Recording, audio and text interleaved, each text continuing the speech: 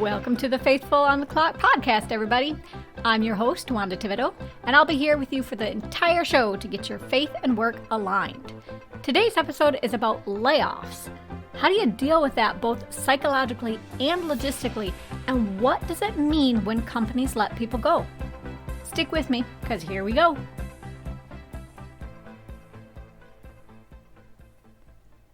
All right, so if you've heard the show before, you already know I like to give a little bit of context for the topic that we're talking about.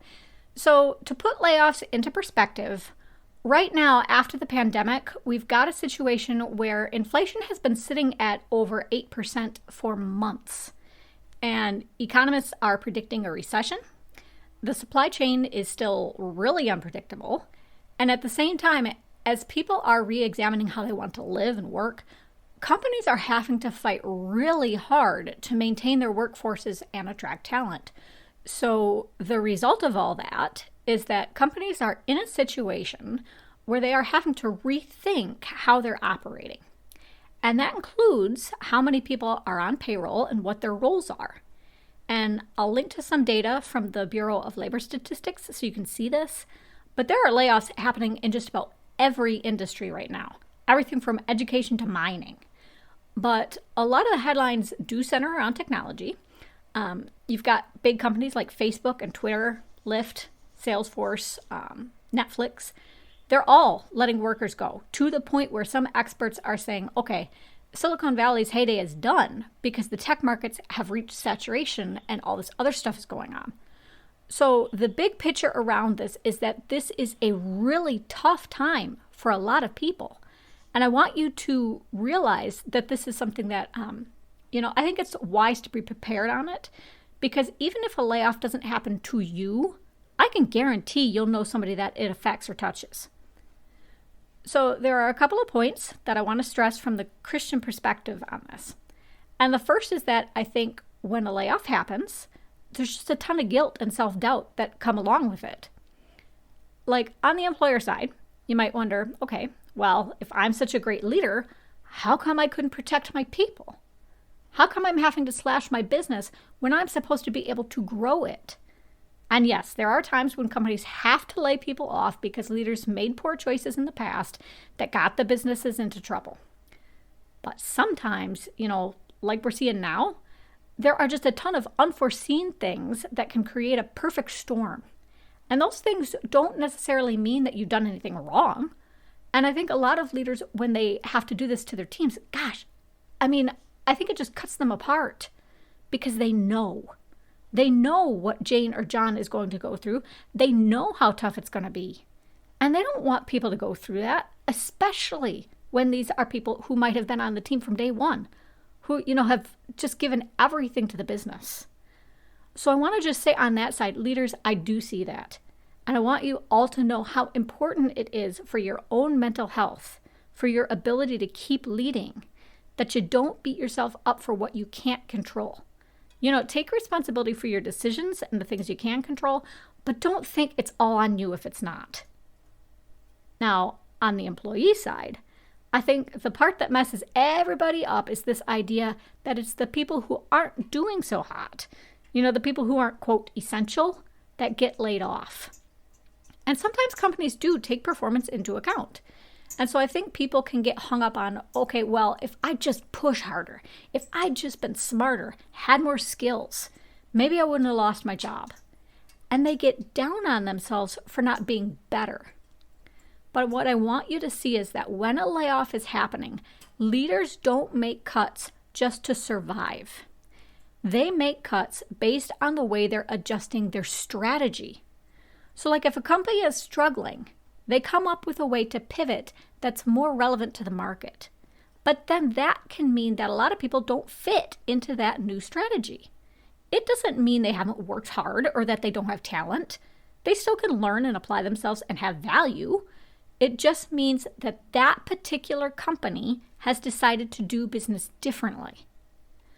So if a layoff happens in your workplace, just like with the employers, it's not always your fault that you have to pack up. And a lot of the time when we see industries shifting, it's just so scary because we start to worry that we're just outdated. But please consider, you might have applied yourself in a specific way, but a lot of the time you still can have an incredible demand if you realize you can adjust what you've got on the table. So maybe you spent your career, I don't know, say you're a makeup artist. You're used to working with photographers, that kind of thing. Well, what about going into hospitals or nursing homes, using those skills to help people feel a little better? Or maybe you do analytics. You've been working in retail companies on product demand and development. Well, maybe now you go to the agricultural sector and help them analyze what to do with the land or how to distribute food where it's needed most. So it's the same skills. You're just going into a new environment and changing what you get out of those skills. And I know it's hard to see those opportunities when things get chaotic. But I just ask that you hit pause when that happens and stay focused on the fact that you do have options. All this being said, I'd like for you to turn with me to the story of Elijah starting in 1 Kings 16. Now, to summarize that story for you, Israel's kings had just been horrible. They really had turned away from God and fallen into sin. But the scriptures say that King Ahab, he was the worst of the worst, okay? And he married a woman named Jezebel who didn't follow God either. So Elijah, he's a prophet, and he goes to Ahab and basically calls him out for all the wickedness going on. And with God's help, he makes a drought come onto the land. But Ahab and Jezebel, they don't like that, and Elijah has to flee into the desert. But Jezebel, she wasn't satisfied. She was so insulted and upset with Elijah that she set about to have all the prophets of God rounded up and killed. Not just some, all, okay? So these prophets, they were doing their job. They hadn't done anything wrong. But here come Ahab and Jezebel, and they basically say, your whole organization, everything you stand and work for, it's just, it's worthless. There's no need for you, you're dead. And so just in a general way, there were multiple times when Israel turned against the prophets. But especially in this story, which is an extreme example of that, I want you to see that there were times in the Bible when people in power cut out other people who were not at fault. And this was not just, go find other work. It was, we will kill you. And I also want you to see that in that story, God ends up doing away with Jezebel. She got what was coming to her. So I want you to center on this idea that God is very aware of how people behave. He's aware of intent, and he's not about to leave things unfair, okay? And I think there are other stories that speak to that as well. The book of Ruth, for instance, Naomi and Ruth lose everything. And they have to really struggle with, they have no real security. Ruth has to go do backbreaking work gleaning in the fields. Because in that culture, at that time, unmarried women, they just didn't have any rights. And so a lot of what people face when they lose their jobs, all the worry about how they're going to survive, they went through that. And we see in that story, too, that God set them up with what they'd need. So to get to some of the more practical elements of this, on the employer side, I think there are two big things that are really helpful, which are to be as open as you can about what's happening and to not be afraid to cut deep. Because I think what happens a lot is that leaders either rush and miscalculate how many people need to go, or they drag their feet because they don't want to hurt anybody. And so you get multiple rounds of layoffs, and every time people get a little bit more scared that they're going to be next. That uncertainty and anxiety just keep growing. So I fully acknowledge that you have to be sensitive in how you relay information so that people don't panic. But I'm just pointing out that it's scary to be left in the dark or to have questions that no one will answer. So as much as you can, be upfront about what you do know and what you're up against. Get some feedback. See if people have ideas maybe you haven't thought about how to save some jobs. Because every employee has a stake in that company. Every worker should be invested in protecting it. And so I think it's to your benefit to treat them that way and to give them a voice and to let them try to help you. And as you're doing this, really find some key people who can be advocates for whatever new strategy you're building. because I think buy-in is easier when it's not just people at the top who are preaching the new thing. You know what I mean? Let those people help you unify the people who are left so that when all is said and done, you really are ready to move forward with a common purpose. So on the employee side, what I want you to see is even if you have a lot of unknowns with your employer, maybe they can't tell you for sure how many people they're going to keep because they've got variables themselves to sort out yet. That does not have to stop you from taking action. And I point that out because a lot of the time, I think that's what gives people anxiety, is that they feel like they're just stuck and they have no control. But you do have some actions you can take, the first of which is to be direct in asking for information. Go and get what the employer can give you. Do your own research into what's happening in the market. Go talk to your coworkers for their perspectives and insights, because sometimes our biases or lack of experience can get in the way for how we interpret the situation, right? So make sure you're going to your supervisor or manager and telling them what you need or what your apprehensions are, because assumptions are just going to create a rift regardless of which side holds them. And then I think the absolute best strategy is to come up with an A/B plan. So think through, okay, what might it look like if I'm able to stay with the business? Would I be happy there? Can I still progress? And kind of look at that scenario and plot out who you'd need to work with or what you'd need to do to thrive. That's your A plan. Then assume the worst. Assume you're going to have to pack up. Well, okay, what's your next move? Not just in terms of a new job, but in terms of your entire career. And within that, remember, it's ridiculously common to switch jobs over a career. You might have even done it before. The only difference now is that somebody else has given you the time frame for the exit. So I don't want you to doubt yourself here. Just consider where you want to be and then get extremely specific about how you'll get there. Maybe that means going to get some training. Maybe it means cold calling some people in your network. Whatever it is, you want to get yourself in a position where if you get that pink slip, you don't have to skip a beat. You can just say, all right, I'm going to initiate plan B, and the first step in that is X. I know exactly what to do. And if you're really smart about this, you'll even handle some of this kind of preemptively.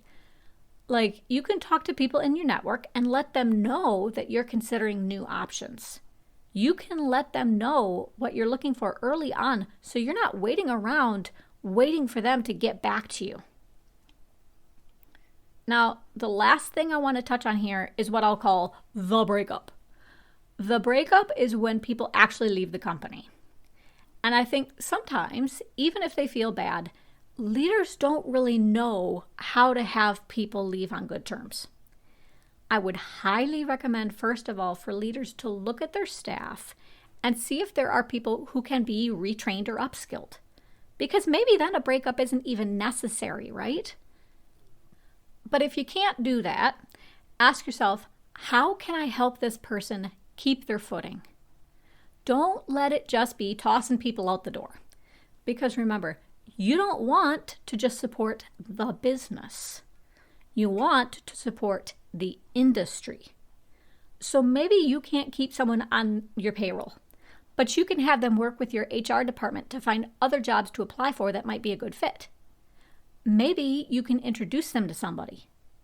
Maybe you can pay for them to take a class or get a certification so they can apply. Now, you might say, why in the world would I do that if my company is in such a position that I can't keep staff? Well, because like I said, it's about the whole industry. But also because later on, you want to leave the door open so that maybe, just maybe, that employee can come back with a whole new set of skills and experience and put them to work for you. They're going to remember that you tried to support them to the bitter end, and that's dramatically going to improve how they talk about you to others after they leave. So I'm not saying drain your budget or send people directly to competitors. I'm just saying think bigger than your own four walls and more long-term than the layoff circumstances you're in. Then do what you can with what you've got. And employees, what I think is so important here for you as you're watching people around you leave is to make a conscious effort to get the contact information for those people. There is no reason why you cannot keep those people in your network, okay? And I think if you just think of having the relationship look a little different, rather than looking at it to say it's just done, then you're not going to feel nearly as much grief or loss as people go. In fact, you might have an opportunity to go and celebrate with them as they find different work or opportunities. And you might have the chance, too, to keep ministering to them, to keep offering support and loving on them as your neighbor. And again, I think it's when we can't do anything that we feel the most stress. So if you know you can go to those people and lend a hand in some way, I think that's a real benefit to you as the layoffs happen. So now I just want to invite you to bow your head for a second, and we'll close out with a quick prayer. God, part of what makes a layoff so difficult in my mind is not just all the uncertainty around it, but also the fact that we tie our sense of self to whether we're successful on the clock. We can lose work or have to let people go, and it just shatters this whole idea of who we even are. And so, Lord, I pray that for those going through this today, I just pray that you will break that. Help them see not only that you know where you're leading them, but also that they have value just as they are. No deliverables or paychecks on the table. In Jesus' name, I pray. Amen. So that's the episode for you. I know there's a ton more I could cover on this, but I only got 10 to 15 minutes for the show. If you are going through a layoff, if you want to offer what you've done successfully on the employer or employee side, drop me a note on Twitter @FaithfulOTC, or you can email me about it at taking_dictation@yahoo.com. While I wait for that feedback, I'll be putting together the next episode. We'll be talking about styles of leadership, including which might be best and how to apply your own style effectively. Until then, everybody, be blessed.